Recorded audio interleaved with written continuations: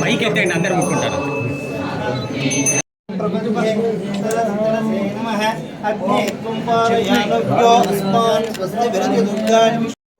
तोकायतनया संयोः विश्वानिनो दुर्गः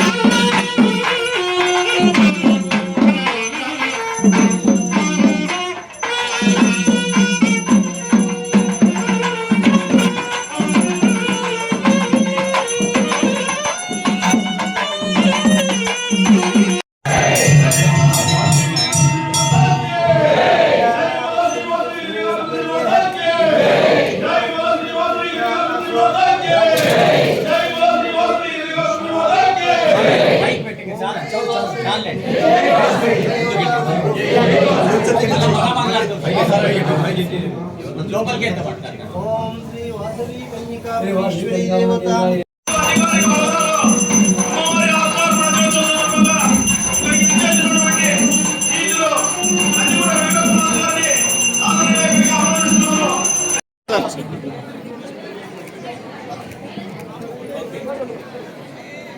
जय बोलो वासवी माता के बोलो महिला शक्ति के వాసవి మాత ఆత్మాత్మ దినోత్సవం సందర్భంగా ప్రభుత్వం రాష్ట్ర ప్రభుత్వం ఆచరించారు. ఆ సందర్భంగా అమ్మవారి రావడం, ఆమె పట్టుకోవడానికి కూడా ఈ కార్యక్రమంలో భాగస్వామ్యం పంచుకున్నట్లుగా చేసినటువంటి ఆర్యవైశ్య సోదరి సోదరిమణులందరికీ కూడా పేరు పేరు నమస్కారాలు. అమ్మవారిని కొట్టుకొస్తే ఇంతమంది అమ్మవారిని కోరుకుంటారు. అమ్మవారికి కూడా తక్కువగా ఎగరాలనుకుంటారు.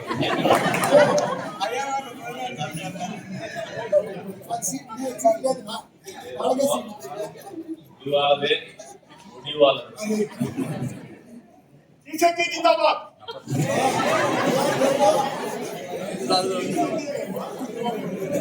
సమాజంలో ఒకసారి భారతదేశాన్ని గమనిస్తే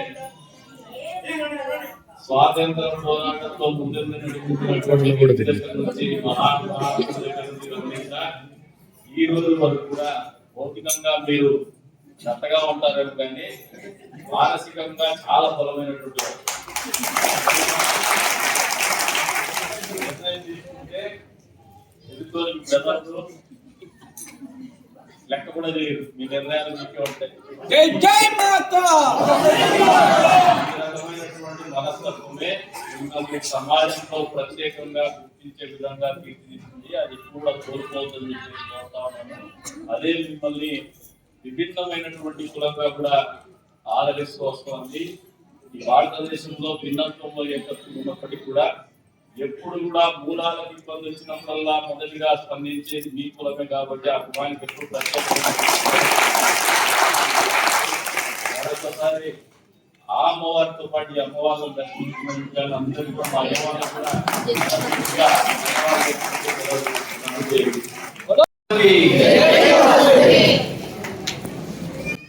ఈ రోజు మనం అమ్మవారి గతంలో మనం మాత్రమే జరుపుకునేటువంటి ఆచారం ఉంటే ఈ రోజు మన కూటమి ప్రభుత్వం అధికారికంగా వాసవి జయంతిని జరుపుకోవాలి. అమ్మవారి ఆత్మార్పణ దినోత్సవం,